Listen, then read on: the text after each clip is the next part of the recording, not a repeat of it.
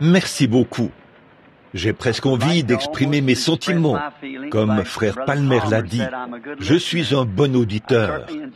J'ai vraiment aimé ces choses ce matin. Pour rien au monde, je n'aurais manqué d'entendre ces frères et ceux qui rendent ces témoignages. Le frère qui vient de chanter fréquente notre église là-bas. Et je connais sa mère et ses sœurs qui sont là depuis bien des années. Je ne suis jamais arrivé au tabernacle à temps pour l'entendre chanter, et j'étais sur le point de le suggérer. Et voici qu'il s'est avancé et a dit que c'est ce qu'il allait chanter. Ce frère-ci a dit qu'il voulait aussi le chanter. Alors j'ai dit, vous pouvez chanter le vôtre ce soir. Donc, nous l'écouterons avec plaisir. C'est toujours un si grand privilège d'être là où il y a la présence du Seigneur. Et comme notre frère l'a dit, il y a tellement de choses charnelles dans nos différentes dénominations qui nous éloignent les uns des autres. Mais il y a un corps mystique de Christ. C'est le corps dans lequel nous entrons tous par un seul esprit. Nous sommes baptisés dans ce seul corps. Et alors nous devenons citoyens du royaume des cieux. Là, je crois que nous sommes censés sortir d'ici à midi. Quoi? Oh, est-ce tout le temps que j'ai? Seulement 2 heures? Je suis un peu déçu. Vous savez, il me faut beaucoup de temps pour exprimer ma pensée. Et je suis reconnaissant d'avoir un auditoire qui est patient avec moi. Mais c'était simplement moi qui exprimais cela. Là, c'est simplement quelques mots pour les hommes d'affaires et tous ceux qui sont ici. Et je tiens à dire que j'ai passé des moments glorieux. Hier soir, j'avais la joie dans mon cœur, même après que je suis rentré à la maison, comme on a dit ce que John Wesley a dit à propos de « dans son sein », de voir que notre Dieu est toujours vivant. Nous n'avons pas besoin de faire des suppositions à ce sujet. Il est réel. C'est la simplicité de juste accepter ce qu'il a dit et de voir cela devenir une réalité. Vous voyez, la parole est une semence. Et si cette semence est mise dans la bonne terre, à la bonne température, elle croîtra si elle est fécondée. Et nous savons que cette parole est fécondée parce qu'elle est Dieu lui-même.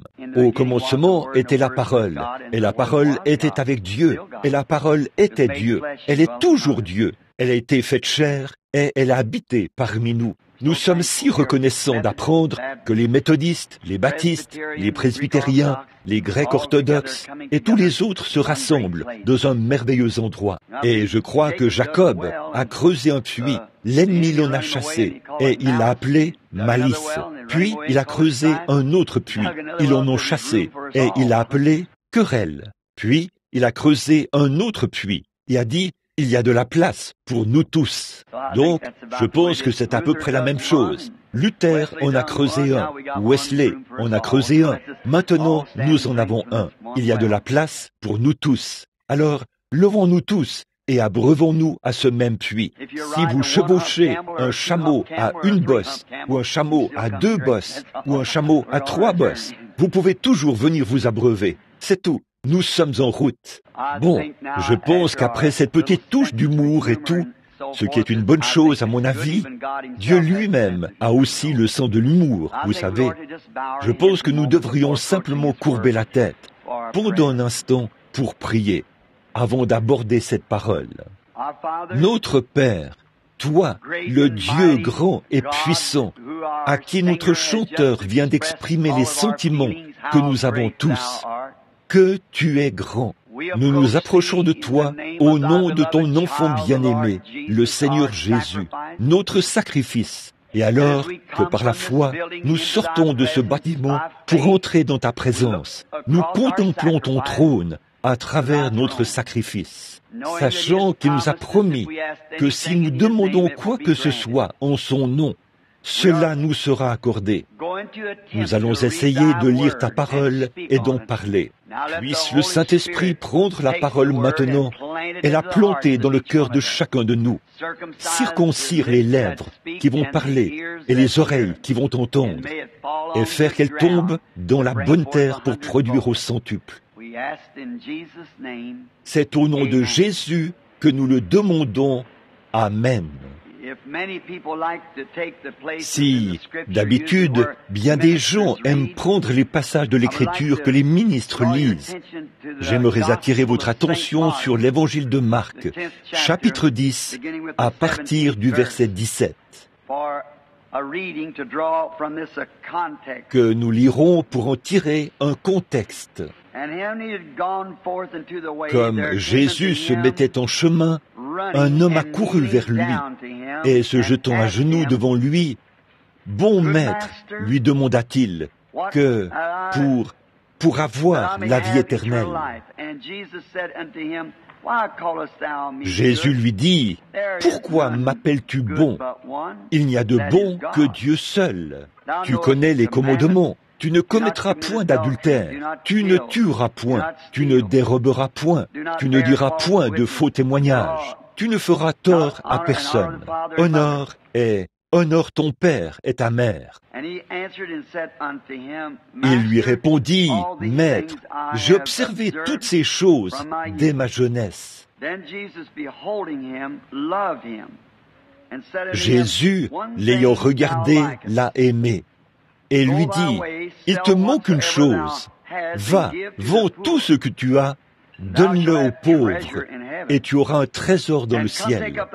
Puis viens, prends ta croix et suis-moi. » Mais, affligé de cette parole, cet homme s'en alla tout triste, car il avait de grands biens. J'aimerais tirer de ceci un texte sur le sujet des investissements. J'ai pensé que ce serait approprié pendant quelques minutes, comme nous parlons à des hommes d'affaires de la ville, de parler des investissements.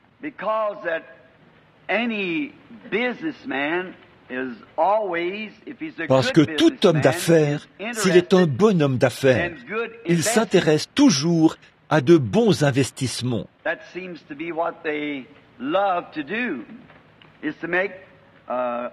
On dirait bien que c'est ce qu'ils aiment faire. Effectuer de bons investissements, des investissements sûrs, parce que ça rapporte toujours. Et ce matin, je veux vous parler, à vous, messieurs, s'il y en a dans cette salle, du meilleur investissement que je connaisse.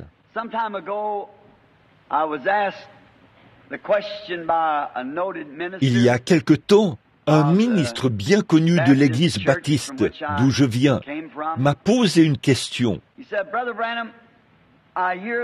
Il a dit, « Frère Branham, j'ai appris que vous faites partie des hommes d'affaires du plein évangile. » J'ai dit, « Oui, monsieur, c'est vrai. » Il a dit, « Que faites-vous là, avec les hommes d'affaires du plein évangile ?»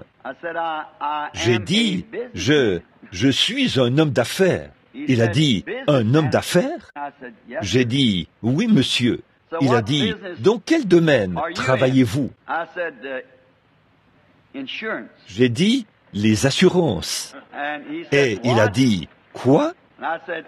Et j'ai dit, « L'assurance. » Il a dit, « Quelle sorte d'assurance ?» J'ai dit, « La vie éternelle. » S'il y en a qui veulent discuter d'une police avec moi, après la réunion, je serai heureux de vous rencontrer et d'en discuter. Il y a quelque temps, un ami avec qui je suis allé à l'école, il est un agent d'assurance, et c'est quelqu'un de bien.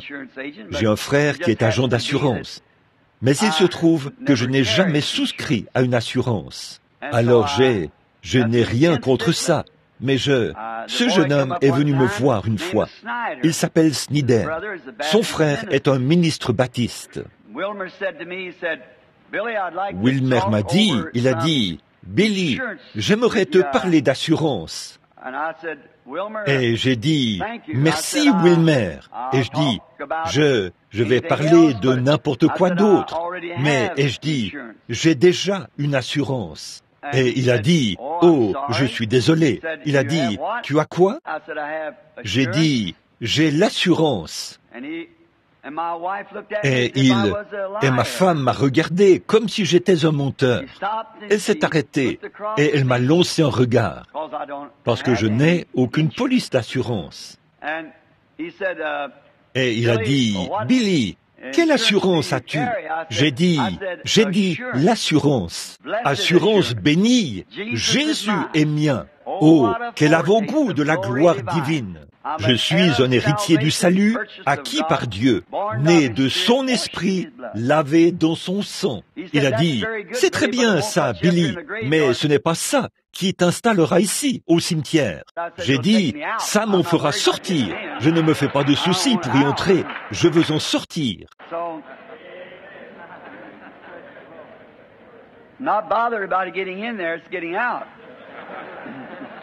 Donc, je ne me fais pas de soucis pour y entrer, c'est d'en sortir.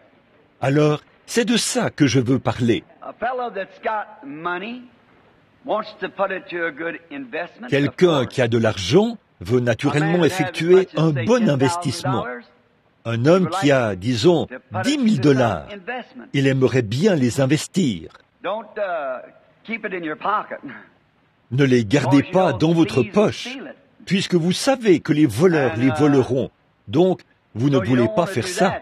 Alors, vous voulez, si vous êtes un homme d'affaires compétent, avisé, vous voulez les investir dans quelque chose cela va rapporter des dividendes. Vous voulez les placer dans quelque chose qui produira des intérêts. Vous connaissez l'histoire des talents dans la Bible.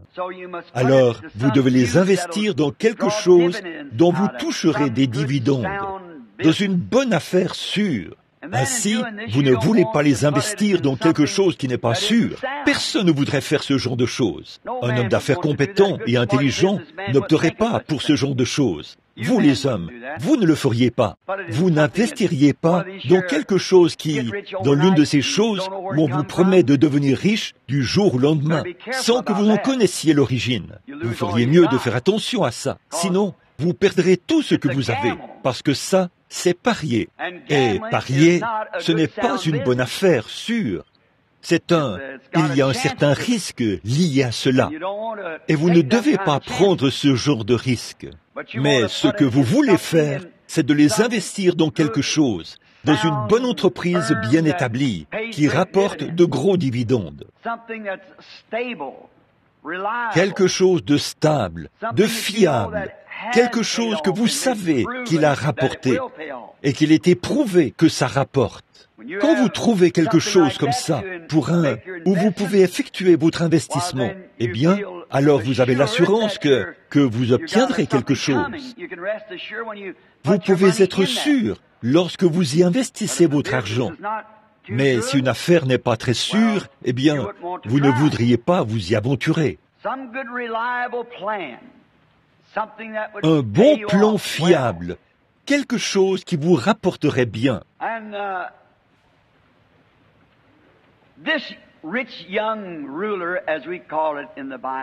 Et ce jeune chef riche, comme on l'appelle dans la Bible, a laissé passer une excellente occasion. Il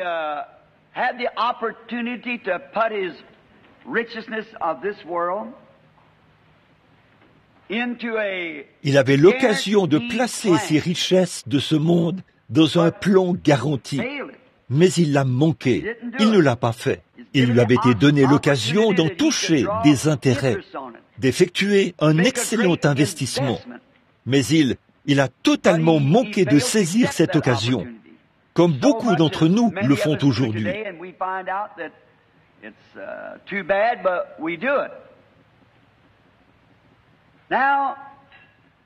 Et nous savons que c'est mauvais, mais nous le faisons. Et là, bien qu'il était parfaitement confirmé que ce plan qui lui était proposé était bien établi. Quand Jésus est venu sur la terre, il a prouvé qu'il était ce qu'il disait qu'il était. Qu'il était Dieu, manifesté dans la chair. Car il a amené cela à une confrontation. Et il a dit, si je ne fais pas les œuvres de mon Père, alors ne me croyez pas.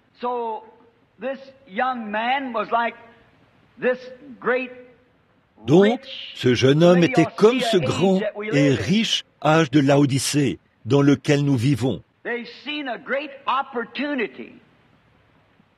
Ils ont vu une grande occasion d'investir dans quelque chose, mais ce n'est pas populaire.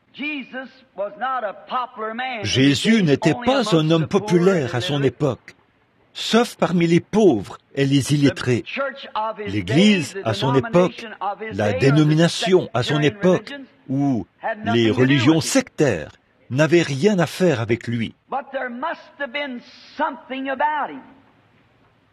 Mais il devait y avoir quelque chose à son sujet qui faisait que ce jeune homme riche voyait en Jésus ce qu'il ne voyait pas chez les autres. Et il a eu le simple bon sens de venir demander ce qu'il devait faire. Parce qu'il avait vu qu'il y avait en Jésus une qualité qu'il ne voyait chez personne d'autre. Mais voyez-vous, il était très riche en choses du monde. Nous en avons un beau tableau dans l'âge de Laodicée, tel que présenté dans Apocalypse 3. Parce que tu dis que tu es riche et que tu n'as besoin de rien, pourtant tu ne sais pas que tu es malheureux, pauvre, aveugle, misérable, nu, et tu ne le sais pas.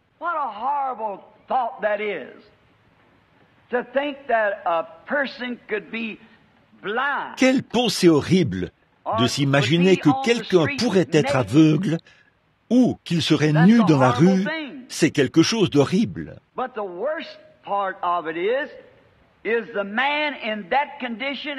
Mais le pire, c'est un homme qui soit dans cet état et qu'il ne le sache même pas.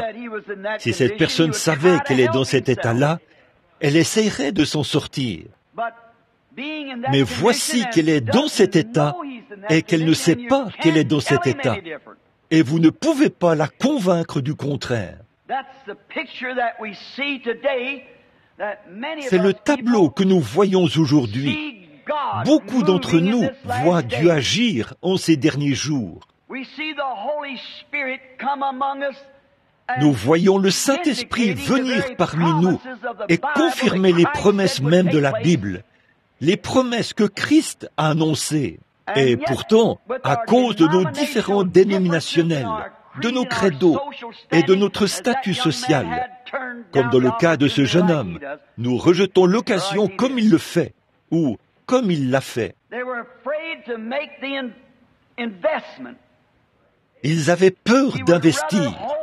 Il a préféré s'accrocher aux choses qu'il avait. La popularité, l'argent, la convoitise, plutôt que d'investir. Alors l'occasion d'entrer dans le royaume de Dieu lui avait été donnée. Je ne crois pas qu'une personne qui aime Christ puisse assister à une réunion où on a une véritable effusion de la Pentecôte, un véritable remplissage de l'Esprit, comme c'est le cas en ce jour-ci, et voir la présence même de Jésus-Christ toucher les gens, accomplir et faire les choses qu'il a promis de faire en ce jour-ci. Et le seul moyen pour vous de le faire, c'est rejeter l'occasion que Dieu vous donne d'en faire partie. Quel acte irréfléchi a posé ce jeune homme en rejetant cette occasion. Et combien c'est irréfléchi ce que font les dénominations aujourd'hui.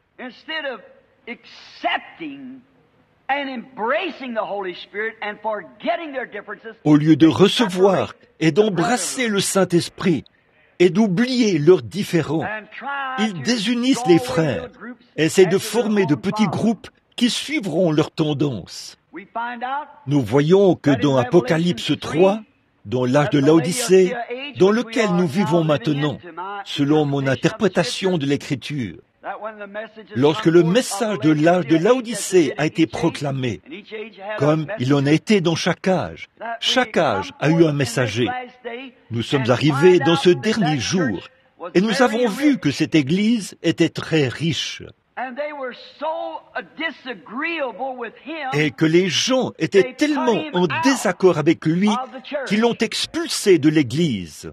Parce que c'est le seul âge de l'Église que nous voyons, même tout au long de, quand on prend l'âge de l'Église d'Éphèse, de Sardes, tous les âges de l'Église autant qu'ils sont, même jusqu'à l'âge de Philadelphie, l'âge de l'Église de Wesley, et ainsi de suite.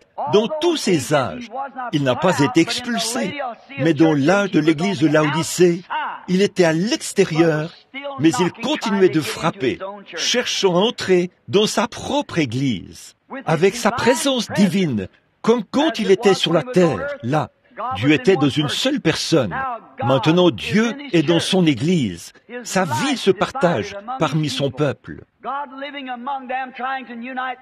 Dieu vit parmi eux et essaie de les unir dans le corps mystique de Christ, qu'on appelle son épouse. Et pendant qu'il essaie de le faire, et ça, il le fera. Car, comme l'a dit le prophète, il est venu, le précurseur de son premier avènement. Il a dit, de ces pierres-ci, Dieu peut susciter des enfants. Et aujourd'hui, alors que les bénédictions sont descendues sur les pentecôtistes il y a des années, et qu'ils se sont séparés et semblent ne pas avoir la foi, des méthodistes, des orthodoxes, et ainsi de suite, de ces pierres-ci, Dieu peut susciter des enfants à Abraham. Y avez-vous déjà pensé, mes frères? Est-ce que vous avez déjà saisi dans l'Écriture que le jour même où la Vierge endormie est venue acheter de l'huile, c'est le jour où il est venu? Quand vous voyez les Grecs orthodoxes, les épiscopaliens, les méthodistes, les baptistes, les presbytériens venir parce qu'ils ont faim de ceci, où pouvons-nous obtenir cette huile? Rappelez-vous que c'est à cette heure-là que l'époux est venu. Examinons nos investissements et voyons ce qu'ils rapportent. Eh bien, ils l'avaient expulsé de leur dénomination. Ils ne voulaient pas de lui. Le jeune chef riche est reparti tout triste. Bien que vous remarquiez qu'il est dit ici dans l'Écriture, Jésus, l'ayant regardé, l'aima. Et il a aimé ces gens qui sont dans ces organisations.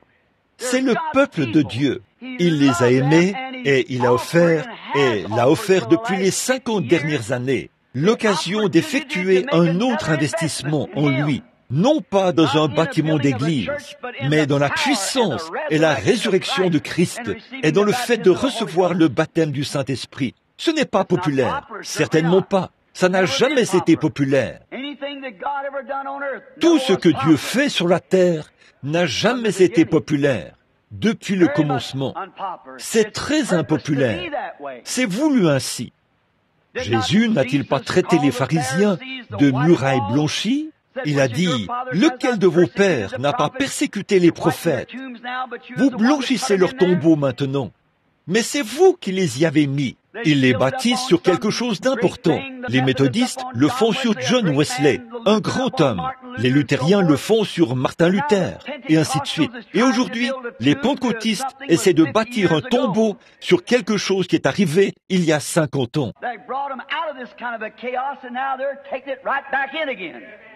Et qui les a fait sortir de ce genre de chaos.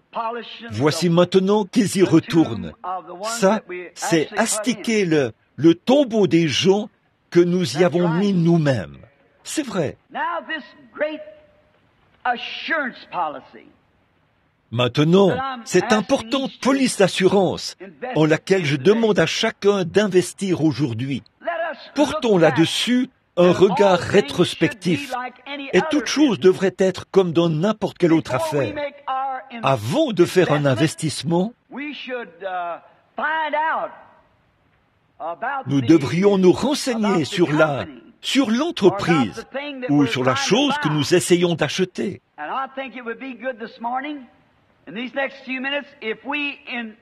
Et je pense que ce matin, au cours des prochaines minutes, il serait bon que nous étudions quelques-uns des détenteurs de cette police pour savoir exactement ce qui leur est arrivé.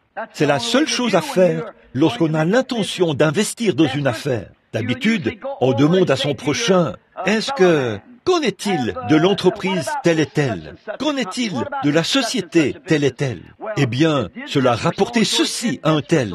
Cela a rapporté ceci à un tel. Eh bien, cela a rapporté ceci. Et ces titres, c'est bon. C'est bon de la banque, du gouvernement. Ils ont rapporté 25%. Et ainsi de suite. Il est bon d'étudier la chose et d'être bien renseigné avant d'investir. Alors, en tant que... Je ne suis pas tout à fait un courtier d'assurance ce matin, mais j'en représente un. Retournons en arrière. Étudions quelques-unes des personnes qui en détiennent une. Quelques-uns des détenteurs qui ont détenu la chose à laquelle j'essaie de vous dire de vous accrocher. La parole de Dieu, la parole de sa promesse, en dépit des dénominations ou des credos. Des hommes et des femmes qui ont pris Dieu au mot, sans tenir compte de ce que qui que ce soit d'autre en pensait. Nous voulons prendre quelques-uns de ces détenteurs et les étudier. Commençons par un brave détenteur auquel j'ai pu penser d'il y a bien des années. Il s'appelait Noé. C'était un riche fermier. Et nous voyons que même s'il avait beaucoup de biens sur la terre, un jour, Dieu lui a parlé. Et d'habitude, quand Dieu parle, c'est tellement contraire à la conception terrestre des choses. C'est tellement différent de la tendance moderne du jour que la personne qui souscrit à cette police, les autres personnes qui n'ont pas cette police, ou qui n'en connaissent rien, ou qui n'en ont jamais discuté, pensent que l'homme est fou de l'accepter. Il en a toujours été ainsi. Dieu a dit à Noé, en vertu de la promesse, je vais détruire le monde et je veux que tu construises une arche. Prends le bois dans ta ferme et ne plante plus de feuillus. Mais je veux que tu construises une arche. C'est pour vous sauver la vie. Et Noé a obéi à cela. Ça ne concordait pas avec leur concept scientifique moderne.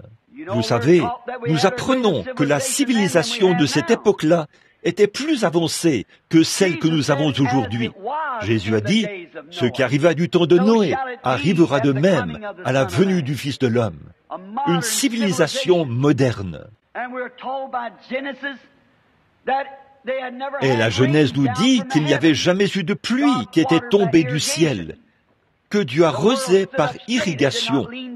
Le monde était bien droit, il n'était pas incliné, et il ne pleuvait pas. Et voici qu'un homme s'est avancé là et a déclaré, sur la base d'une police d'assurance qui lui avait été donnée par Dieu, que le jugement allait venir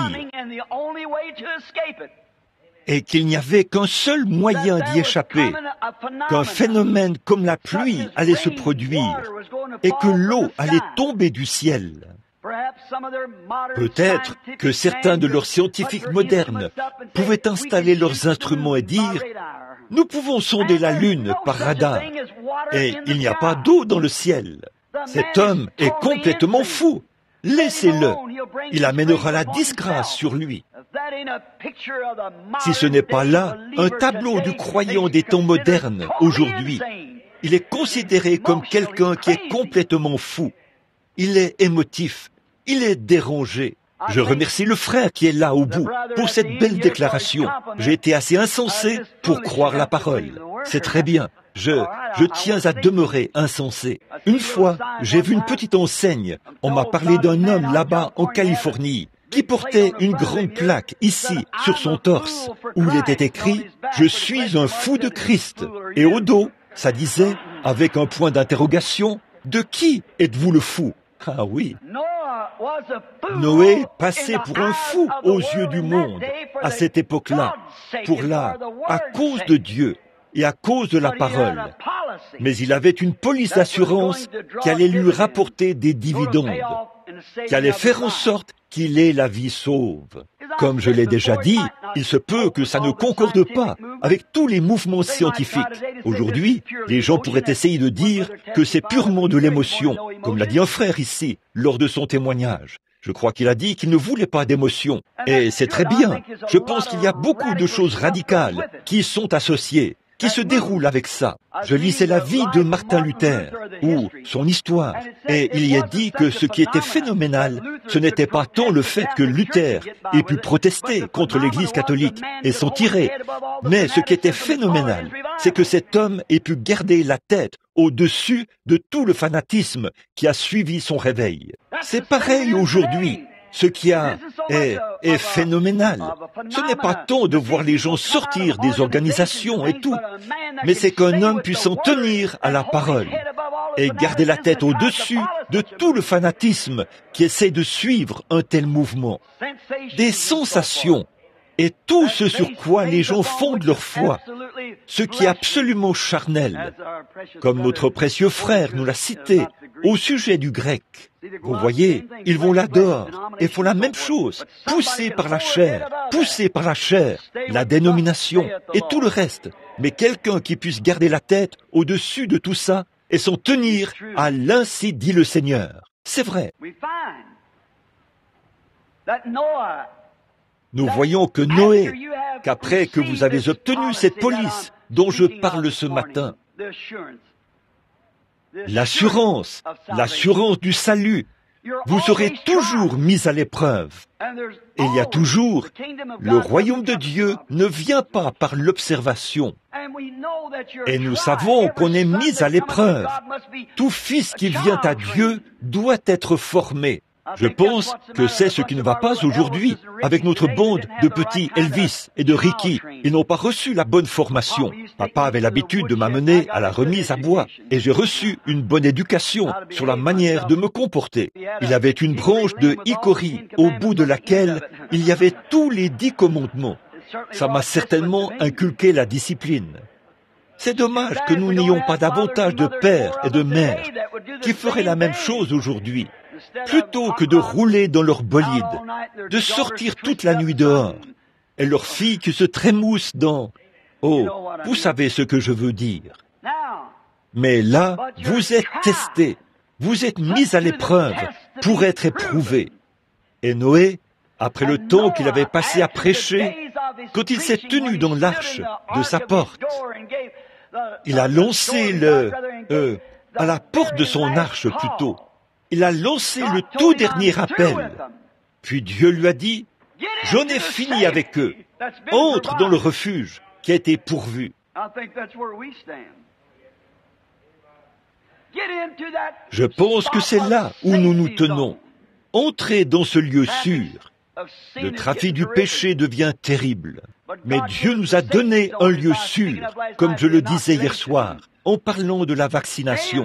Restez-y, n'allez pas à l'aventure. Comme le frère l'a dit, vous pourriez vous retrouver hors de ce lieu. Vous feriez mieux de rester en place. Alors, ne vous aventurez pas dans des ismes et des dogmes. Tenez-vous-en à la parole. Tenez-vous-en à Christ. Le connaître lui, c'est la vie, et non connaître son credo, ni connaître son livre, ni connaître quoi que ce soit, mais le connaître lui, c'est la vie. Nous voyons que Noé, illustrons un peu la scène, il commençait à se faire tard. Noé leur a dit, « Ceci est votre dernier appel. J'ai ici la police, l'assurance, qu'il va pleuvoir. Peu m'importe ce que dit votre règle scientifique, vous feriez mieux d'entrer. » Ils se sont moqués de lui. Il y en a qui sont restés tout près, bien sûr. Ils écoutaient, et d'autres ne sont même pas du tout venus l'écouter. Donc, Noé est entré, et la porte s'est refermée derrière lui. Ce n'est pas Noé qui a fermé la porte, c'est Dieu qui a fermé la porte. Et il le fera de nouveau quand le dernier membre du corps de Christ. Ça ne deviendra jamais un corps difforme pour vous inclure, vous et moi. Nous ferions mieux d'y entrer pendant que l'occasion nous est donnée. Il n'aura pas 6 doigts sur une main, ni même 2 ongles sur un doigt. Ce sera un corps parfait, sans défaut. Une fois que le dernier membre aura été ajouté à ce corps, Dieu fermera la porte entre le jugement et la miséricorde, ou la miséricorde et le jugement, devrais-je dire. Remarquez, et après que la porte s'est refermée, je peux entendre Noé dire à sa femme, s'il m'était donné de l'entendre, et l'un de ces, comme les frères en ont parlé, se parler en langue, comme un fil électrique qui fait du bruit. L'entendre dire, bon, demain matin, les nuages vont se lever, il va pleuvoir, le tonnerre va gronder, et les éclairs vont briller, et il va pleuvoir abondamment. J'ai fait tout mon possible, mais je suis maintenant à l'intérieur, et la porte est fermée. Nous savons que quelque chose de surnaturel s'est produit, parce que ce n'est pas nous qui avons fermé cette porte. Quelqu'un l'a fermée. C'était Dieu. Et vous savez, à ce moment-là, il y avait quelques croyants frontaliers qui se tenaient tout près. Ils écoutaient, ils y croyaient à moitié, probablement comme le jeune chef riche. Et ils ont dit, nous ferions mieux d'aller là-bas. Nous savons que c'était un bon vieillard. Et si une telle chose se produisait, nous serons tout près, là, où nous pourrons vite entrer à l'intérieur. Il nous ouvrira la porte. Mais souvenez-vous, Noé n'avait aucun moyen d'ouvrir la porte. Ne soyez pas frontaliers avec Dieu. Ne vous contentez pas d'être un brave homme ou une brave femme. Soyez remplis du Saint-Esprit, baptisés dans le corps par le Saint-Esprit. N'acceptez aucun oui-dire, ni rien d'autre à ce sujet. Restez là jusqu'à ce que vous soyez morts. Que votre vie soit nouvelle en Christ et que toute votre vie soit changée. Ne vous contentez pas d'une émotion, d'une sensation ou de quelle. Ne le faites pas. Restez là jusqu'à ce qu'il se produise réellement quelque chose qui vous change complètement.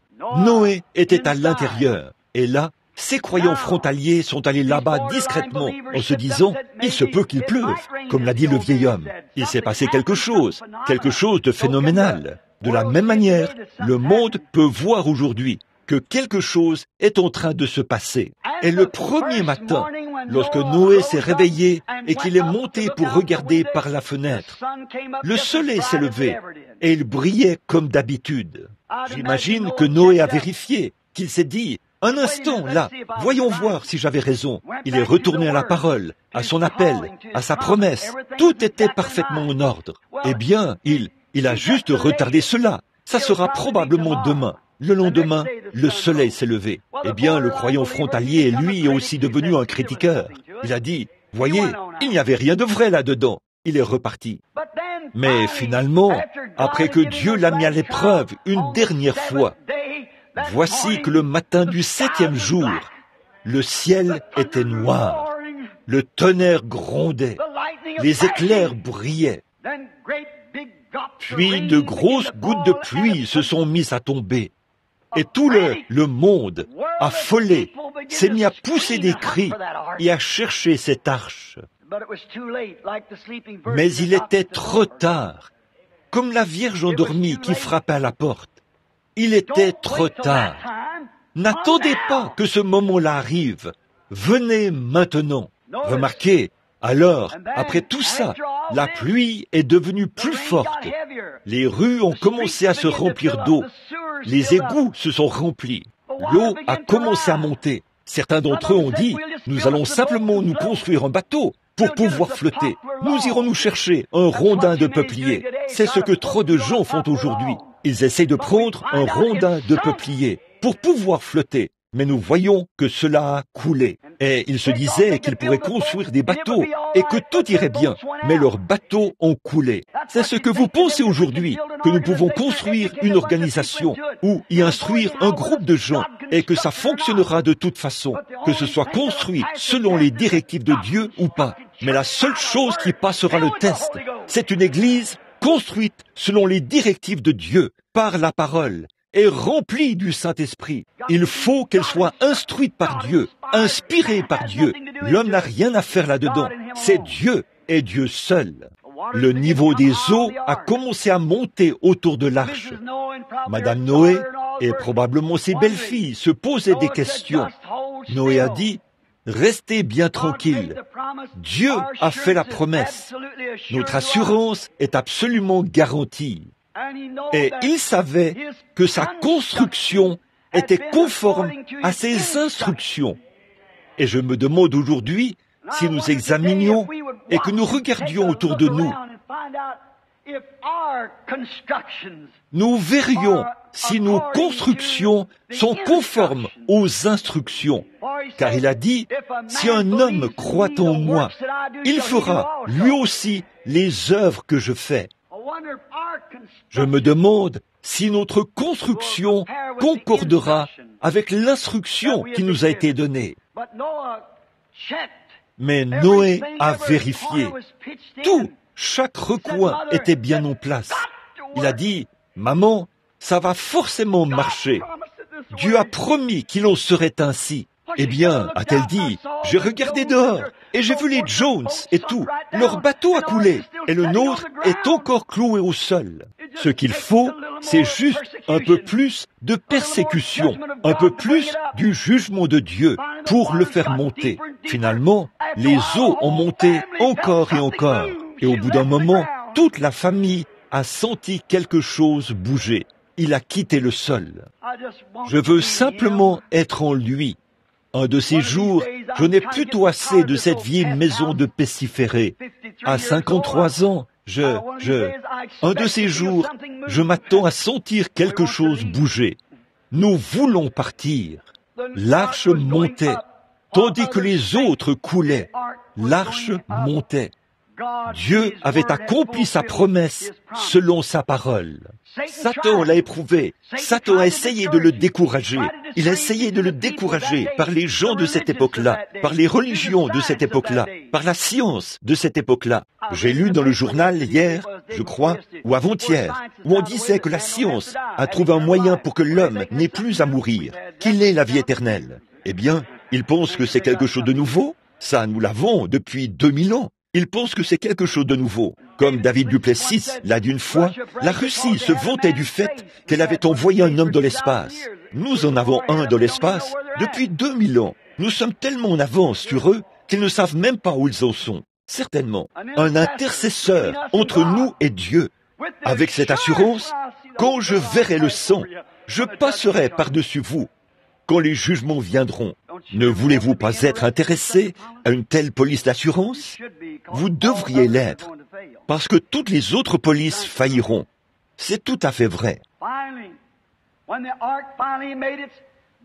Finalement, lorsque l'arche a fait son dernier grand soubresaut et son dernier bond en quittant le sol, la parole a porté du fruit et la police a rapporté des dividendes. Elle l'a sauvé avec toute sa famille. J'en suis si reconnaissant. Nous pourrions rester longtemps là-dessus, mais allons un peu plus loin. Il y a un autre homme, quelqu'un qui détenait une police, que j'aimerais vous présenter ce matin. Il ne fait aucun doute que vous en avez entendu parler. Il s'appelait Daniel. Il avait souscrit à cette police de l'assurance vie et il avait été déporté à Babylone à son époque. Mais Daniel, puisqu'il était détenteur de cette police, avait résolu en son cœur de ne pas souiller sa police d'assurance. Il n'allait pas souiller son investissement. Maintenant, je vais en venir à ce que vous avez dit. Vous avez la police, mais ne la souillez pas.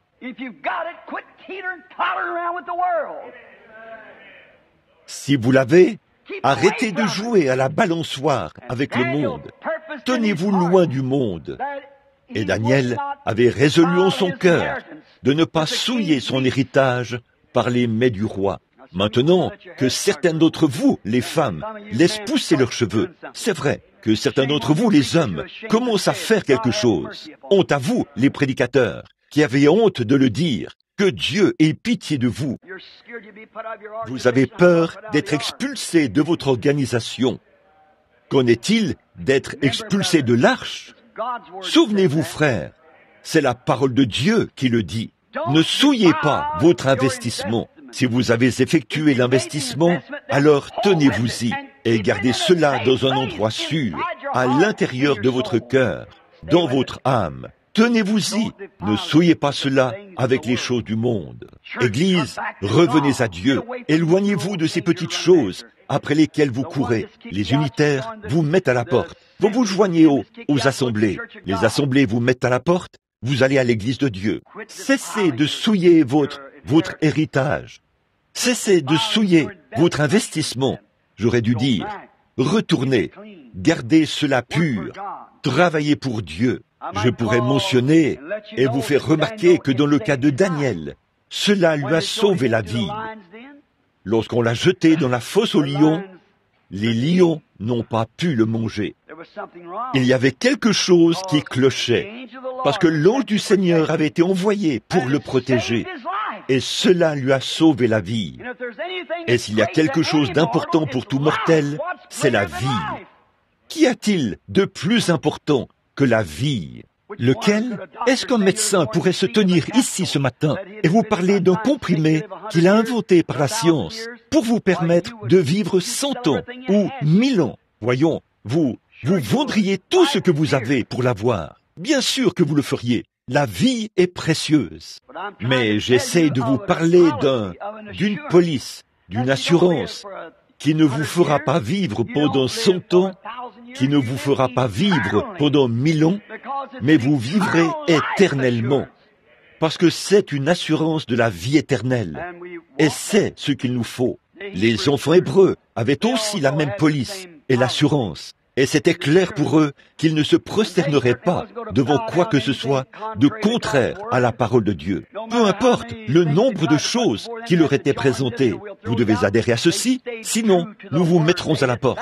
Ils sont restés fidèles à la parole. Ils ne se sont prosternés devant aucune idole.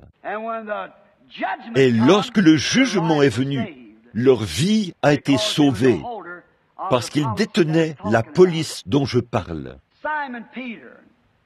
Simon-Pierre, nous pourrions parler de lui un instant, parce qu'il a été mentionné ce matin, et il est l'un des apôtres, et celui qui avait les clés du royaume. Autrement dit, la connaissance requise pour déverrouiller les portes du royaume, ce dont nous avons parlé hier soir. Cette clé avait verrouillé la porte, elle avait déverrouillé. Et nous en avons entendu parler hier soir, le fondement originel. Il n'y a aucun moyen de revenir. Il faut tout simplement retourner exactement là où on a commencé. Le frère l'a dit ce matin, en parlant de Simon-Pierre et ce qu'il a fait. Regardez où il a commencé. Il a commencé dans les actes. C'est là que l'Église a commencé. Et c'est là que l'Église doit retourner. Elle doit retourner à cette même ordonnance, à cette même parole de Dieu, et la suivre d'un bout à l'autre. Si nous l'avons délaissé, alors retournons à cela. Le seul moyen de parvenir au bon résultat, c'est de retourner en arrière et de rectifier notre conduite. Je fais du tir de précision, et j'ai reçu beaucoup de trophées. Et l'autre jour, comme le Seigneur connaît mon cœur et qu'il savait que j'avais besoin d'un peu de repos, il m'a permis de faire des tirs remarquables. Avec une simple carabine Winchester, modèle 70, calibre 22, sur le champ de tir, j'ai tiré 9 balles dans le même trou. Deux des hommes qui étaient là dans le groupe ont rebouché le trou en disant « Je crois que vous avez manqué la cible. » Qu'est-ce que c'était? J'avais ajusté ce fusil, je l'avais arrangé et tout, jusqu'à ce que chaque petite vibration soit parfaite. Et s'il manquait la cible, c'est qu'il y avait quelque chose qui clochait quelque part. La compagnie Winchester avait dit « Ce fusil ne peut tirer qu'à 2 ou 3 centimètres près, à 25 mètres. » Et j'avais tiré 9 balles dans le même trou à 50 mètres. Peu importe ce qu'il disait, ça avait marché auparavant, ça devait encore marcher. C'est ce que je dis aujourd'hui. Les gens disent, nous ne pouvons plus avoir une Pentecôte comme ce qu'ils ont eu jadis. Les gens ne croiront pas à ce genre de choses. Vous ne pouvez pas l'avoir. Il nous faut une église. Il nous faut une organisation. Il faut y injecter l'instruction, et ainsi de suite. Si jadis, cela fonctionnait pour des pécheurs illettrés qui pouvaient prendre Dieu aux mains, si cela a atteint la cible en ce temps-là, si cela a guéri les malades, si cela a ressuscité les morts, ça fera la même chose aujourd'hui. Si la vibration du fusil est bien ajustée, il atteindra la cible en plein centre. Sinon, retournez vérifier votre fusil. Alors, retournez, prenez l'ordonnance et trouvez où on a commis l'erreur. C'est la seule façon de faire. à ma connaissance. Mais ça marchera parce que ça atteint la cible auparavant et ça l'atteindra encore. Si cela marchait pour les apôtres, sans dénomination, sans credo, sans être méthodiste, baptiste, presbytérien ou quoi encore, ça marchait pour eux sur la base de la parole de Dieu. Ça marchera pour moi sur la base de la parole de Dieu. Ça marchera pour vous par la parole de Dieu. Mais vous devez trouver où sont vos vis desserrés. Parfois, vous en avez. Excusez-moi. Vous en avez beaucoup. Il y en a même qui sont trop serrés. Il faut les desserrer un peu. C'est vrai, pour calibrer la vibration. C'est comme un musicien et sa guitare. Lorsqu'il en ajuste les cordes, il doit en connaître le tintement. Un homme rempli de l'esprit est capable d'en déceler le tintement, s'il est bien au-delà de la Bible ou bien en deçà de la Bible. Il faut que ce soit en plein dans la Bible, exactement en ligne avec l'Ainsi dit le Seigneur. Il faut que ce soit ajusté correctement. C'est alors que ça atteindra la cible en plein centre. C'est alors que ça touchera la cible. Pierre était un pêcheur.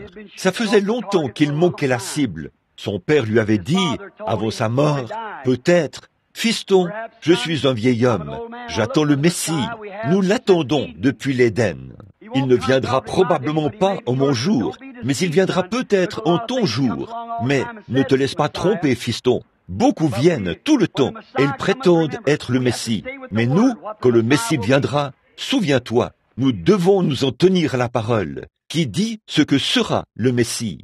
Beaucoup d'entre eux, vous savez que beaucoup de Jésus se sont élevés avant Jésus-Christ. Il y a eu des chefs qui se sont élevés et ont attiré les gens dans le désert par leur secte et leur groupe de dénomination. Mais ce n'était pas le vrai. Ils ont péri avec cela, comme lors de la révolte de Corée, qui a dit « Qui est saint ?» Moïse pense qu'il est le seul galet sur la plage. Il y a d'autres hommes qui sont saints. Mais Dieu avait sa manière de faire. Dieu avait son homme. Et Dieu avait ses choses. Dieu a sa parole.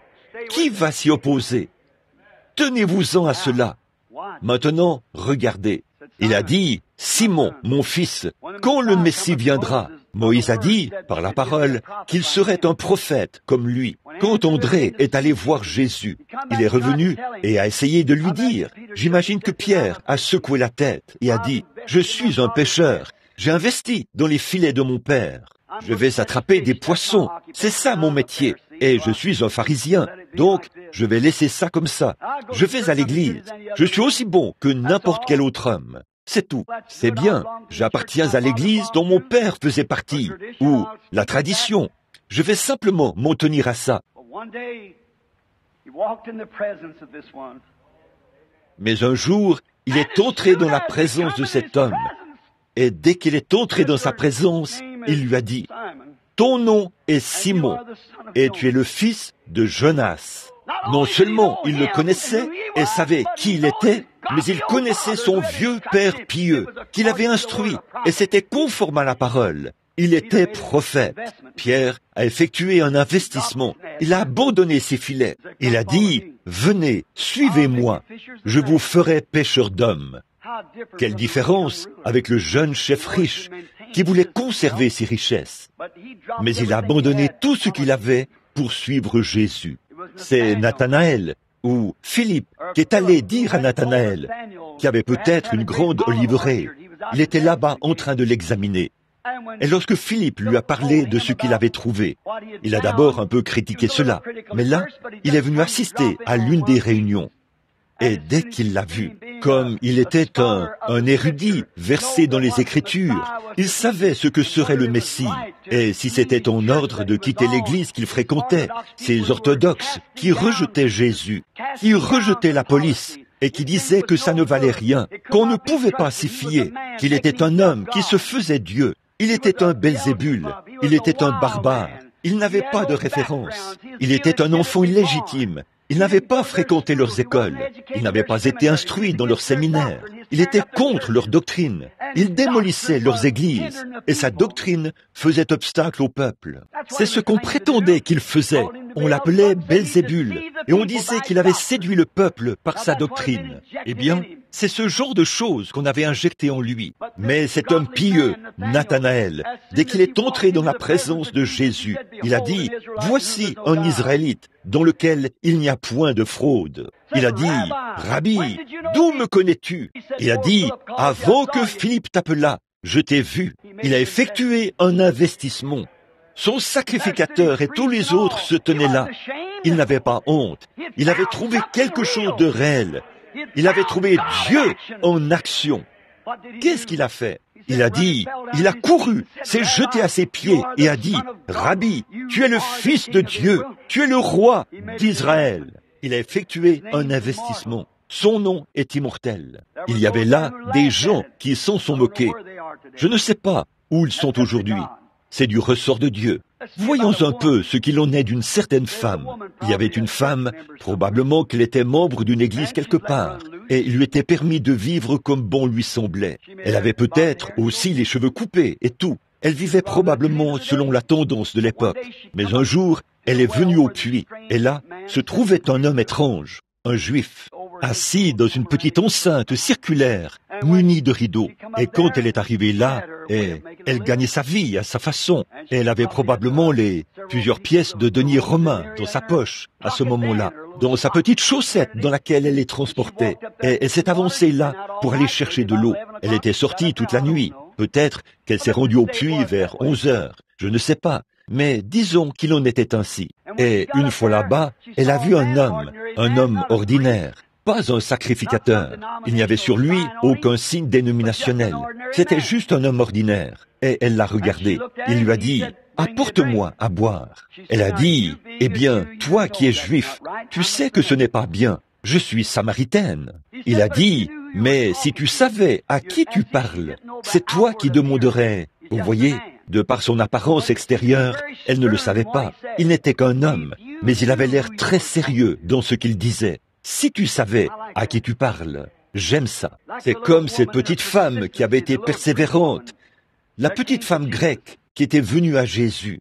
Il lui a dit, va chercher ton mari et viens ici. Ça l'a surprise. Elle a dit, eh bien, je n'ai point de mari. Vous voyez, elle vivait dans une dénomination qui leur permettait de se marier et tout le reste, de se remarier. Et, voyez, elle a dit, je n'ai point de mari. Il a dit, tu as dit la vérité. Tu en as eu 5 et tu vis maintenant avec un autre. Celui-là n'est donc pas ton mari. C'est le premier qui était légalement ton mari. Voyez, c'est comme ça que tu vis. Elle a dit, Seigneur, je vois que tu es prophète. Quelle différence avec le sacrificateur érudit qui disait qu'il était Belzébul, un diseur de bonne aventure ou un démon. Elle a dit, je vois que tu es prophète. Or, nous savons, on m'a enseigné, je suis grec, ou samaritaine plutôt. On m'a enseigné que quand le Messie viendra, il fera ces choses. Ce sera là son signe. Il a dit, je le suis, moi qui te parle. Tout de suite, elle a effectué un investissement. Elle a investi. Elle s'est précipitée dans la ville. Elle ne pouvait plus s'empêcher d'en parler. Elle avait trouvé la perle de grand prix. Et elle avait vendu tout le reste. Vous connaissez la tradition de l'époque. Il n'était pas bien pour une femme, à ce genre de femme, d'aller dans la rue et de parler aux hommes. Mais arrêtez-la donc. Essayez donc de l'arrêter. Elle avait trouvé quelque chose de réel. C'est comme Nathanaël. Ce n'était pas conforme à l'éthique de son Église pour lui de suivre ce soi-disant prophète de Galilée qu'ils avaient déclaré être un Belzébul. Il n'était pas bien pour lui de le faire. Ce n'était pas dévot. Ce n'était pas éthique. On allait lui passer un savant religieux pour ça. Mais arrêtez-le donc. Il avait trouvé quelque chose de réel. Cette femme avait trouvé quelque chose de réel. Il n'était pas bien pour elle de clamer cela dans la rue.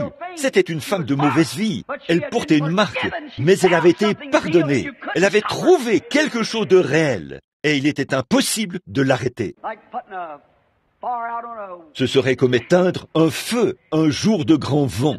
Elle brûlait de la joie et de la paix, du pardon de ses péchés. Elle ne voulait plus du puits de Jacob. Elle avait trouvé une source bouillonnante dans laquelle se trouvait la vie éternelle. Elle a laissé son seau là et a dit, « J'en ai terminé avec ceci. Je veux investir dans cela. »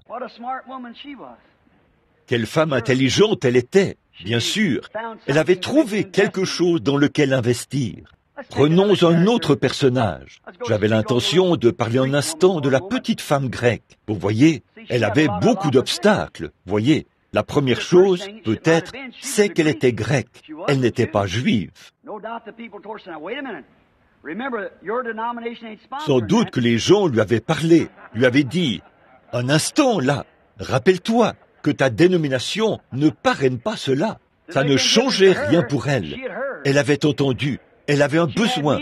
Et lorsque vous avez un besoin et que vous apprenez qu'il y a quelque chose qui peut vous aider, rien ne vous arrêtera.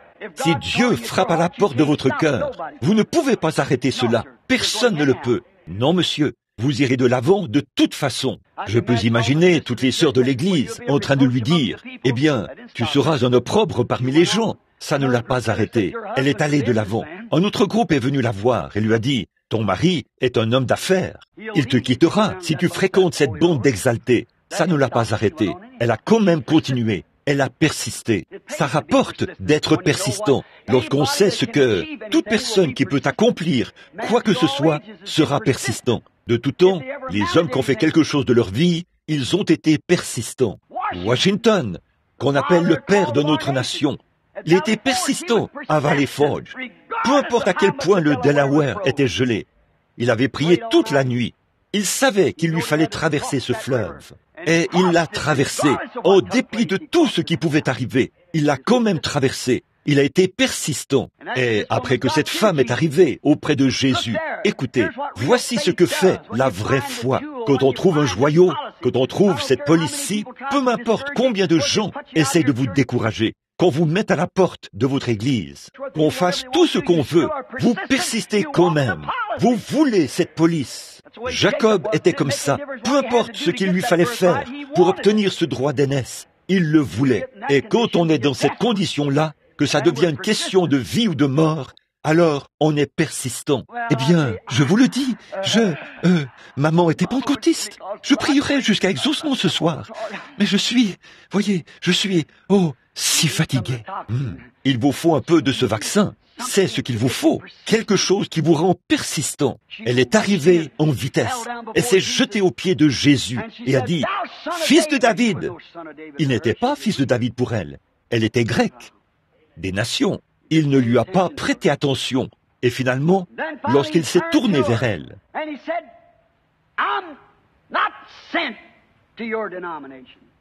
il a dit, « Je n'ai pas été envoyé à ta dénomination. J'ai seulement été envoyé aux brebis perdues d'Israël. C'est seulement à elle que j'ai été envoyé. » Elle a dit, « Mais Seigneur, là, elle a dit la bonne chose. Non pas fils de David, mais Seigneur pour elle. Seigneur. » Il a dit, « En plus, vous n'êtes rien d'autre qu'une bande de chiens. Et il n'est pas bien que je prenne le pain des enfants et le donne aux chiens. » Oh, combien les pentecôtistes seraient sortis de leur gond à cause de cela. Ah oui, pensez-vous que je vais laisser un baptiste me dire ça et s'en tirer? Non, monsieur. Ah non, ou un unitaire, ou un trinitaire, ou quoi encore? Non, monsieur, vous auriez levé le nez en l'air et vous seriez parti. Mais pas elle. Il lui fallait effectuer un investissement. Elle avait besoin d'un investissement. Amen. Peu importe, elle... La vraie foi authentique admettra toujours que la parole de Dieu est vraie, quelles que soient les circonstances. Elle a dit, « C'est la vérité, Seigneur. Tu ne nous as pas été envoyés. C'est la vérité, Seigneur. Je ne suis rien d'autre qu'un chien. Mais permets-moi de te donner mon point de vue là-dessus. Ce que je veux, ce ne sont pas les bénédictions qui leur sont destinées. Je veux juste les miettes. Oh, oh, oh. Eh bien, Seigneur, si tu me permets d'être moderne et d'aller là-bas et de devenir diacre dans l'église, si tu me permets d'être surveillant général, je vais y réfléchir. Espèce d'hypocrite, vous n'y comprenez rien. Il vous faut venir chercher les miettes. Il vous faut venir et... Seigneur, si tu me le donnes sans que j'aie à parler en langue, ou si tu me le donnes sans que j'aie à pousser des cris, si tu me le donnes sans ces autres choses, fais que je le reçoive. Déverse simplement cela petit à petit en moi, Seigneur, avec manière et politesse. Dieu ne le fait pas à votre manière. Il le fait à sa manière à lui. Voyez, Il y a quelque temps, alors que je prêchais, une dame m'a dit, ou ce n'était pas une dame, c'était un enseignant de l'école du dimanche, de la première église baptiste. Il a dit, « Billy, je n'ai pas pu entrer dans l'église pour t'écouter, mais j'étais à l'extérieur. » Il a dit, « Je prenais plaisir à ce que tu disais, mais il y a cette femme qui s'est levée. » Puis il a dit, « Elle s'est mise à pleurer, elle s'est mise à courir dans l'allée. » A-t-il dit, « Tout ce bruit m'a donné des frissons dans le dos. » J'ai dit, « Tu sais quoi? Si tu penses que ça, c'était bruyant, tu vis dans le monde le plus calme qui soit. Ah oui, tu vas mourir de froid si jamais tu arrives au ciel. Car si tu vas au ciel, ce sera des cris, des jubilations et des louanges à Dieu, jour et nuit. Les anges autour du trône qui crient « Saint, Saint, Saint est le Seigneur Dieu Tout-Puissant ». Si tu es en enfer, là-bas, ce sont des pleurs, des gémissements et des grincements de dents. Tu vis dans un endroit très calme, certainement. Bon, mais cette petite femme grecque a persisté. Elle a dit, « Oui, Seigneur, j'admets que ce que tu dis est la vérité, et je ne cherche peut-être pas à être comme tous les autres, mais Et souvenez-vous, elle n'avait jamais vu un miracle, elle n'avait jamais rien vu de toutes ces choses, mais il y avait en elle la foi. Elle croyait que c'était ce qu'il lui fallait pour sa fille. Et alors, Jésus, le premier miracle qu'il a accompli là, sur cette femme des nations, il a dit, « Ta foi est grande. » Vous voyez, cela l'a touchée de voir qu'elle était tout à fait sérieuse. Notre problème aujourd'hui, c'est que nous ne sommes pas tout à fait sérieux par rapport à ces choses. Nous pesons nos mains. Nous avons peur de dire quelque chose de contraire à l'éthique. Dieu a promis de remplir votre bouche. Abandonnez-vous à lui. Ne vous inquiétez pas de ce que vous allez dire, mais nous suivons une telle éthique à ce sujet. Si je dis quelque chose de conforme à ma dénomination, ne le croira pas. On les mettra à la porte. Ça, c'est un meurtre prémédité. Oui, il y a une peine pour ça, vous savez. Ah oui, il y avait un homme du nom de Nicodème. Il voyait en Jésus quelque chose de vrai. C'était un vieil homme, un homme important au sein de son organisation. Et vous savez, il voulait effectuer un investissement parce qu'il voulait avoir la vie éternelle. Il est venu à Jésus de nuit. Apparemment, les banques étaient fermées. Mais sa banque est toujours ouverte, jour et nuit. Elle est ouverte maintenant même. Il a trouvé la banque ouverte et Jésus lui a donné l'ordonnance. Il voulait avoir la vie éternelle. Et là, il a investi dans la vie éternelle. Nous voyons tous ces groupes. Ils commencent à se faire tard. Finissons par ceux-là. Nous voyons dans Luc 24, 49 que Jésus a dit à ces gens qui avaient sacrifié tout ce qu'ils avaient et qui étaient en train de souscrire à cette police d'assurance de la vie éternelle. Luc 24, 49. Il leur a dit qu'il allait leur en donner les dividendes. Il leur a dit, bon, pour toucher vos dividendes, débarrassez-vous de tous vos différends. Arrêtez de vous disputer au sujet de ce que vous êtes, grec orthodoxe, ou que vous êtes baptiste ou presbytérien, comme l'a dit le frère ce matin, noir ou blanc, jaune, brun. Allez là-bas, dans la ville de Jérusalem, et attendez jusqu'à ce que je l'envoie. Et il y en avait 120 là-haut, qui étaient là pour y souscrire. Ils y ont donc souscrit.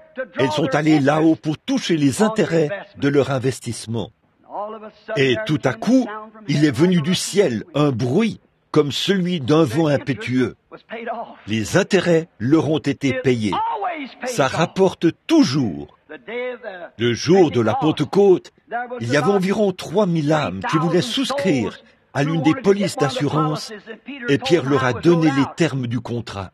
Il leur a dit, « Repentez-vous, chacun de vous, et soyez baptisés au nom de Jésus-Christ pour la rémission de vos péchés. » Et là, Dieu vous en versera les intérêts sur le champ. Vous toucherez des dividendes. Amen. Êtes-vous intéressé par une police? Eh bien, c'est pour celui qui veut. C'est vrai, celui qui veut. Un peu plus tard, il y a eu un jeune homme riche du nom de Paul. Il allait partout et faisait des ravages parmi ces gens. Et il était en route vers Damas. Il savait que Dieu existait, mais il pensait que ces gens étaient une bande d'exaltés. Pourquoi? Il n'avait jamais examiné le dossier des détenteurs de police. Il s'était dépêché d'aller les persécuter et de se moquer d'eux. Beaucoup d'entre nous ont fait la même chose. Quand nous avons vu cela, nous nous sommes dépêchés de nous moquer de cela. Et nous avons dit, c'est une bande d'exaltés. Mais un jour, alors qu'il était en route vers Damas, il était jeté à terre. Il a levé les yeux et a vu cette colonne de feu qui avait conduit son père, Moïse, et ses pères dans le désert. Et il a dit, « Saul, Saul, pourquoi me persécutes-tu » Il a dit, « Qui es-tu, Seigneur » Il a dit, « Je suis Jésus ». Il a découvert et était sûr que Dieu s'était fait chair et qu'il habitait parmi nous. Il savait par la Bible, parce qu'il comprenait la parole, que ceci, c'était vraiment le Messie. Et il en a vu la confirmation. Et dès qu'il en a vu la confirmation, il était prêt à investir.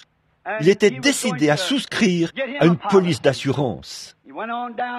Il est allé à Damas, puis Ananias est venu lui imposer les mains, l'a baptisé, et il a reçu le Saint-Esprit. Comme c'est glorieux! Oui, quand il a vu cette colonne de feu et qu'il a su que c'était le Seigneur qui avait été fait chair, il savait que c'était vraiment le Messie, parce qu'il avait dit « Je viens de Dieu et je retourne à Dieu ». Il est venu de la colonne de feu. Il a dit dans l'enseignement « Avant que Moïse, avant qu'Abraham fût, je suis ». Et le « je suis » était celui qui était dans le buisson ardent. Voici qu'il avait été fait chair et qu'il habitait parmi nous, ce qui est justement le Messie. Et là, il est retourné. Cela a rendu Paul un peu perplexe. Et nous apprenons qu'il est allé dans une autre nation et qu'il a étudié cela de fond en comble pendant 3 ans avant de revenir. Et qu'il a vu qu'il était la parole faite chair. Une fois qu'il l'a fait, il était prêt, à investir toute sa vie et tout ce qu'il avait, toute sa popularité, toute son instruction. Il a dit, j'ai oublié tout ce que je connaissais jusque-là pour connaître Christ. Il était prêt à abandonner les grands enseignements qu'il avait reçus de Gamaliel. Il était prêt à remettre les papiers de son organisation. Il était prêt parce qu'on allait le mettre à la porte de toute façon. Mais il avait découvert quelque chose. Amen. Il avait trouvé une entreprise fiable. Parce que Christ était mort et était ressuscité. Et voici qu'il était de nouveau dans cette même colonne de feu. Alléluia! N'ayez pas peur. Ça veut dire louange à notre Dieu. Il voulait effectuer un investissement. C'était un grand homme d'affaires.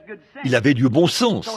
Alors, il a effectué son investissement et est devenu un esclave lié à Christ par amour. Oh, quel investissement de sa part! C'est ce que nous devons tous faire. C'est tout à fait vrai. Quelle décision irréfléchie! Là, je termine. De la part de ce jeune chef, comme c'est irréfléchi ce qu'il a fait, comme c'est contraire à l'éthique pour un homme d'affaires. Alors qu'il était un homme d'affaires, il était prospère et il lui avait été donné l'occasion de recevoir une police confirmée. Un homme en qui il avait vu lui-même la puissance du Dieu Tout-Puissant à l'œuvre. Et il savait très bien que personne ne pouvait faire ces choses si Dieu n'était avec lui. Voici qu'il lui avait été donné l'occasion de le recevoir. Et, comme un insensé, il a rejeté cette occasion. Il a préféré la popularité que confèrent les richesses du monde. Il a préféré le prestige dans lequel il vivait. Permettez-moi de dire ceci avec amour et respect. Voilà ce qui ne va pas avec nos églises. Un rabbin juif, après que John Rhyn a été guéri. Vous avez entendu le témoignage de sa guérison. C'était un mendiant dans la rue. On m'a emmené dans une synagogue où un rabbin est venu s'entretenir avec moi. Et il a dit, « Monsieur Branham, John était avec moi. » Et il a dit, « Par quelle autorité avez-vous rendu la vue à cet homme ?» J'ai dit, « Ce n'est pas moi qui lui ai rendu la vue. » Il a dit, « Eh bien, je lui ai fait l'aumône dans la rue de nombreuses fois. » Il a dit, j'ai dit, il voit. Oui, j'ai dit, c'est Jésus-Christ, le Fils de Dieu, qui lui a rendu la vue. Il a dit, loin de Dieu l'idée d'avoir un fils, qu'un esprit est un fils. Il a dit, loin de nous l'idée d'une chose pareille. J'ai dit, Rabbin, avez-vous du mal à croire les Écritures? Bien sûr que non, je les enseigne. Croyez-vous aux prophètes? Il a dit, oui. Dans Ésaïe 9:6, de qui le prophète parlait-il? Il a dit, du Messie. J'ai dit, qu'est-ce que le Messie? Quel sera le lien entre le Messie et Dieu? Il a dit, le Messie sera Dieu. J'ai dit, là, vous vous alignez parfaitement. Il a dit, vous, les gens des nations, vous ne pouvez pas couper Dieu en trois et nous le donner. J'ai dit, ça, c'est catholique. Ce n'est pas moi. Ah oui, il y a un seul Dieu en trois fonctions. La paternité, la filiation et le Saint-Esprit. Pas trois dieux, ce qui ferait de nous des païens. Et vous ne pourriez pas faire avaler ça à un juif, ni à moi. Souvenez-vous, c'est la parole qui en établit la vérité. La question était réglée au concile de Nicée, je crois. Ils ont opté pour le contraire. Les vieux prophètes sont retournés chez eux avec la vérité. Ah oui, vous n'arriverez jamais à la détruire. Elle suit son cours. Ah oui, c'est vrai. Vous voyez que les hommes se grattent la tête et se posent des questions. Venez simplement à Dieu. Si un homme manque de sagesse, qu'il la demande à Dieu. Dieu révèle toutes choses et fait concorder les Écritures. Remarquez. Alors, ce rabbin, il a dit, loin de Dieu l'idée d'avoir un fils. J'ai dit, d'accord. Et il a dit, ce sera. J'ai dit, montrez-moi un seul passage où il n'a pas pu prouver qu'il était Dieu. Il a dit, Dieu ne serait pas un voleur. J'ai dit, il n'était pas un voleur. Il a dit, il est allé dans les champs de blé un jour de sabbat et a arraché du blé. Et j'ai dit, vos propres lois du Lévitique vous disent qu'un homme qui passe dans un champ peut manger tout ce qu'il veut, mais qu'il ne peut rien emporter dans un sac. Sa propre loi, il la connaissait. Il s'est retourné et m'a regardé. Et j'ai dit, John, vois, n'est-ce pas? Il a dit, oui. Il a dit, Monsieur Branham, je reconnais qu'il était un homme bon. J'ai dit, vraiment, rabbin? Il a dit, oui, monsieur, a-t-il dit. J'irai même plus loin pour reconnaître qu'il était prophète. Et si les sacrificateurs du temple l'avaient écouté, nous serions en meilleure posture aujourd'hui. J'ai dit, rabbin, vous croyez qu'il était le Fils de Dieu? Il a dit, non. J'ai dit, un instant là, vous avez dit qu'il était un homme bon, que vous pouviez lui faire confiance. Et s'il est prophète, il ne mentira pas. Et il a dit qu'il était le Fils de Dieu. Alors, qu'en est-il? Oui, il a dit, si je prêche ça, nous étions à Benton Harbor. Il a dit, vous voyez là-bas, je serai là, dans la rue, à mendier mon pain. J'ai dit, ça, c'est être un vrai juif. Pas vrai? J'ai dit, je préférerais rester couché, à plat ventre, boire de l'eau plate et manger des crackers et prêcher la vérité de Dieu, que d'avoir mon nom inscrit en lettres d'or, comme le vôtre, sur ce bâtiment et manger du poulet frit 3 fois par jour. Oui, monsieur, la vérité. Les larmes ont coulé sur ses joues. Il a dit, je vous verrai plus tard. J'ai dit, pas, voyons-le maintenant. Mais il est reparti. Puis, lorsqu'il a passé la porte, il s'est retourné, m'a regardé et a dit, de ces pierres, Dieu peut susciter des enfants à Abraham. Il croyait cela. Quoi donc? Il avait peur, comme ce jeune chef riche, d'effectuer un investissement. Oui, c'est vrai. Il n'y a pas que les rabbins, mais aussi les ministres, les laïcs. Ils ont peur d'effectuer cet investissement. Comme c'est irréfléchi, ce que cet homme a fait lorsqu'il a pris une telle décision. Les églises, aujourd'hui, et la popularité. On ne peut pas rester populaire et être avec Christ.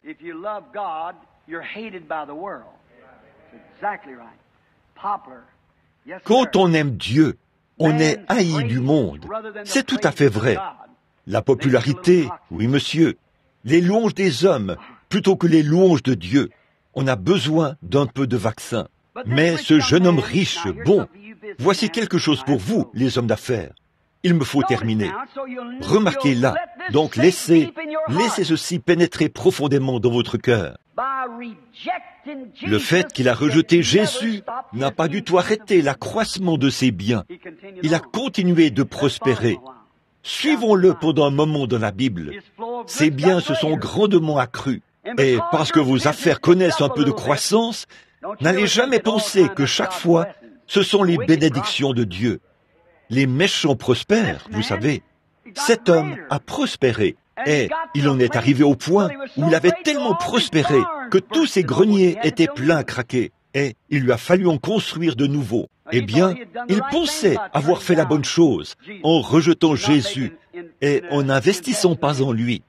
Il pensait qu'il avait fait la bonne chose, car en matière de biens de ce monde, je vais dire quelque chose là, en matière de biens de ce monde, il pensait avoir fait la bonne chose, parce qu'il était prospère. Et c'est ce que pensent nos dénominations, parce qu'elles se sont organisées et que leurs groupes sont devenus des millionnaires et même des milliardaires. Elles ont le sentiment que ce sont elles qui ont réussi.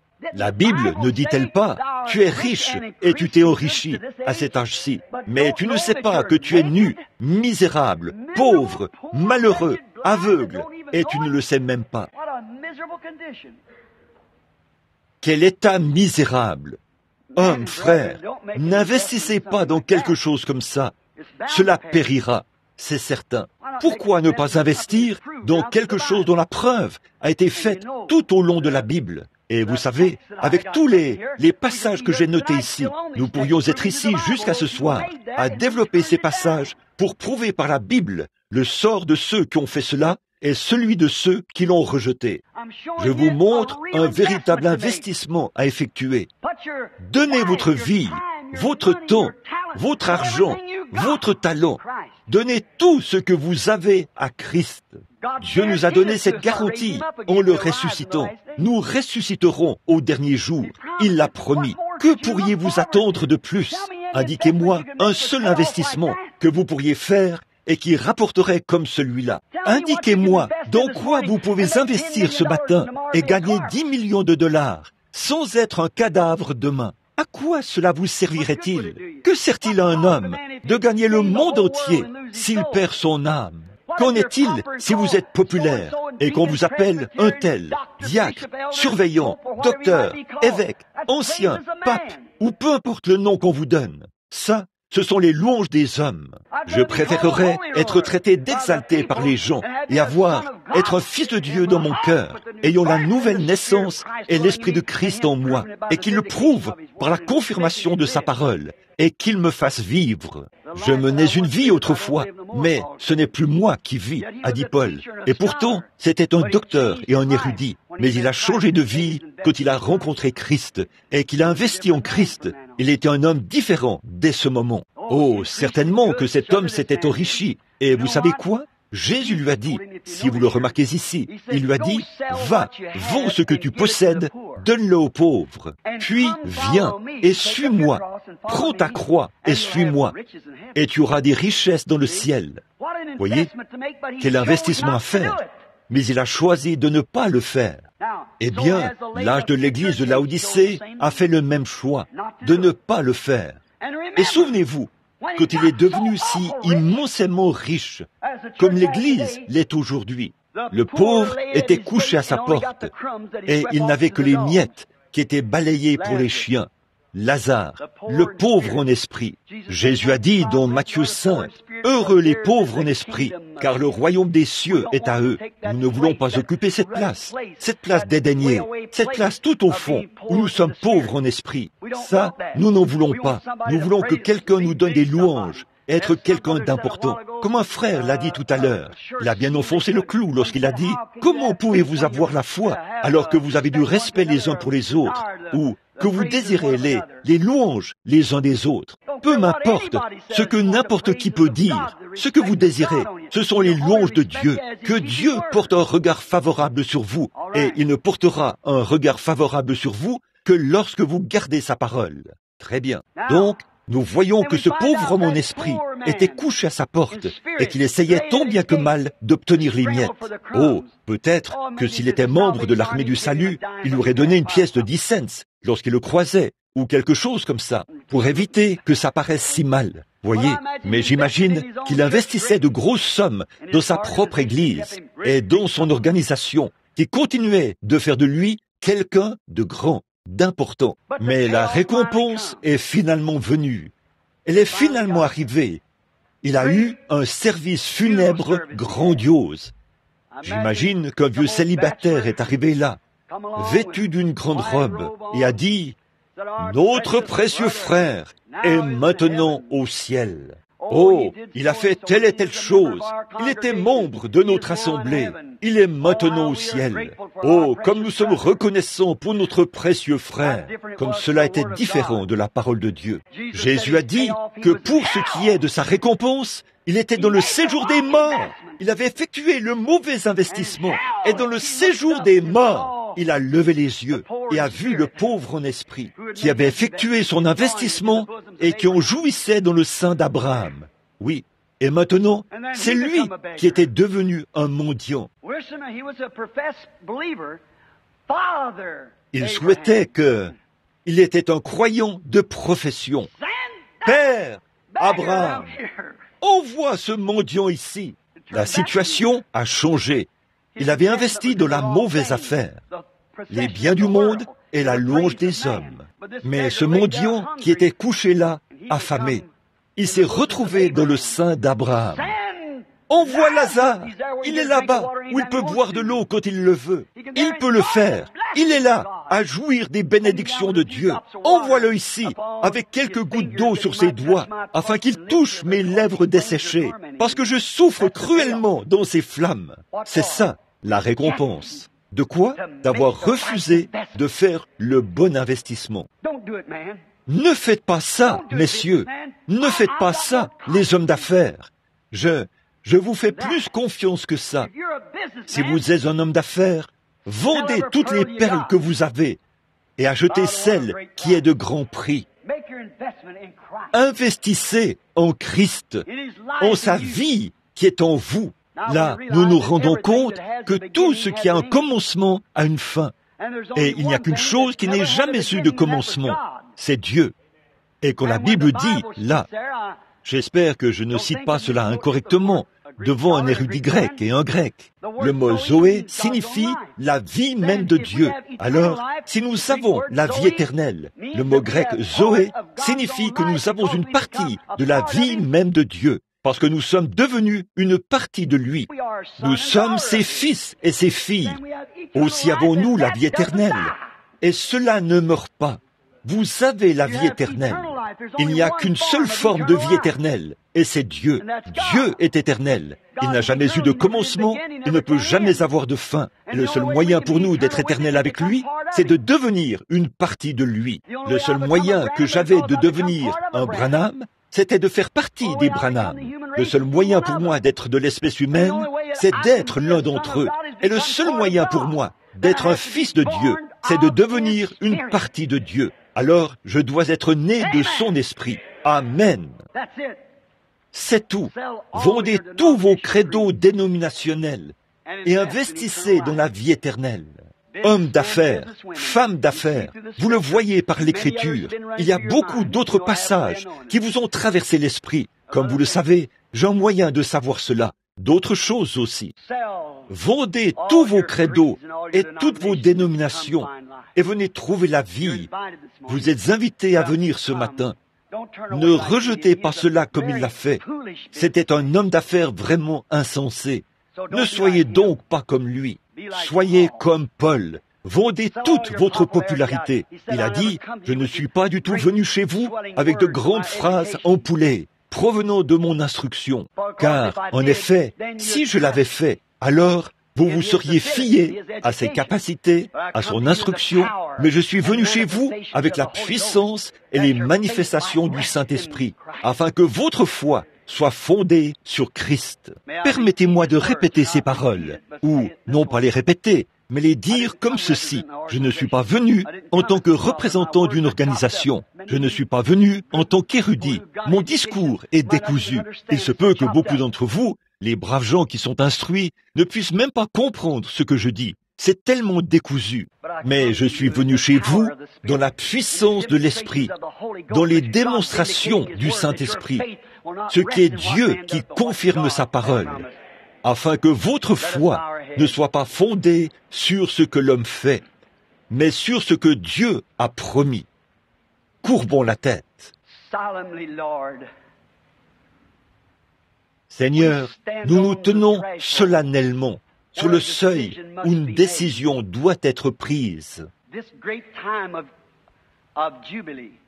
ce glorieux moment de jubilé que nous célébrons là, au Life Tabernacle, suite à ton invitation à l'égard de ton peuple il y a 50 ans. Et nous avons traité de ce sujet à fond, pour autant que nous, à ma connaissance, et cela dépend de Dieu, qui connaît le cœur de l'homme, qu'il révèle de la manière appropriée ce que cela signifie, afin que les hommes puissent voir qu'ils doivent retourner et que le seul moyen d'y arriver, c'est de venir à la vérité de la parole. Je te prie, Père Céleste, afin qu'aucun de nous ne soit assez insensé pour refuser d'effectuer un tel investissement. Puissions-nous investir notre temps, notre talent et tout ce que nous avons aux louanges de Dieu, sachant ceci, que peu importe si nous gagnions le monde entier, nous perdrions notre âme. À quoi cela nous aurait-il servi?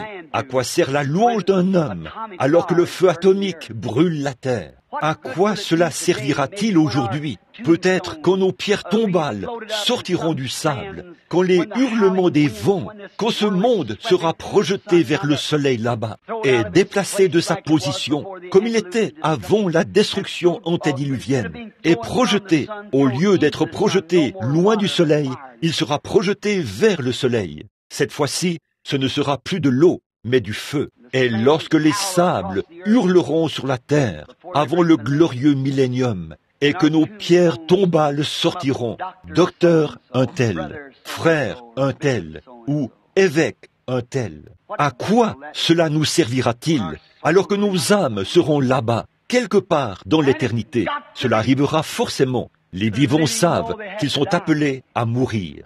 En tant qu'hommes et femmes, garçons et filles, ce matin, Seigneur, nous sommes tous conscients que nous ne sommes pas ici pour être vus ou entendus des hommes. Nous sommes ici dans l'agonie du calvaire. Nous sommes ici et le Saint-Esprit pleure dans nos cœurs, comme il l'a fait dans notre Seigneur, parce qu'il avait été rejeté à Jérusalem. Et ce matin, nos esprits pleurent pour un monde perdu. Donne-nous la sagesse pour savoir comment les aborder, Seigneur. Nous ne voulons pas qu'ils soient perdus. L'esprit même qui est en nous nous condamnerait si nous désirions leur perte. Mais puisse le Saint-Esprit crier continuellement, se répandre, jusqu'à ce que nous déployions tous les efforts possibles en utilisant notre talent, notre temps, notre argent, tout ce que nous avons, si petit soit-il, nous t'offrons cela. Aide-nous, Seigneur, à apporter ce glorieux message à un monde qui se meurt. Seigneur, j'ai très peu de choses à offrir. Je n'ai aucune compétence, aucune personnalité, rien. Mais je n'ai que mon âme, Seigneur, ma voix, et elles sont toutes à toi. Et je suis sûr que cela parle au nom de tout cet auditoire. Utilise ces choses, Seigneur. Si j'avais de l'argent, ce serait à toi. Mon temps t'appartient. Tout, mon tout en tout. Aide-moi, Seigneur, et aide-nous tous. Nous voulons investir ce matin dans le royaume de Dieu. Pardonne notre paresse.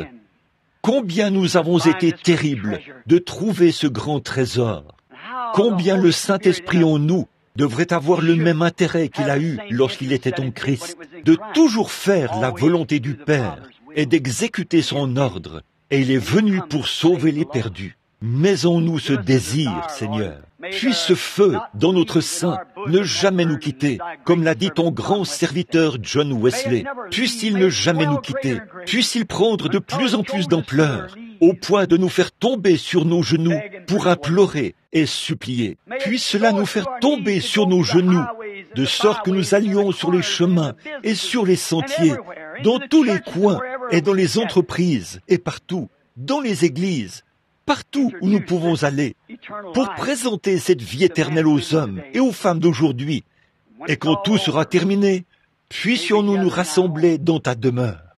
Alors que nous étions assis ici ce matin, je promenais le regard autour de cette table, et j'ai vu frère Hierholzer ce vieux saint rempli de piété, et je l'ai entendu raconter qu'il conduisait la charrue.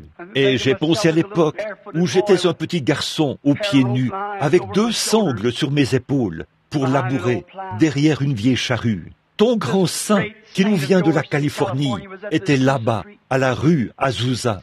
Lorsque je regarde ces hommes, aux épaules affaissées, par le dur labeur dans les champs, et j'ai partagé ce petit déjeuner avec eux, je préférerais être ici et m'asseoir parmi ce groupe d'hommes pieux, plutôt que d'être avec le président.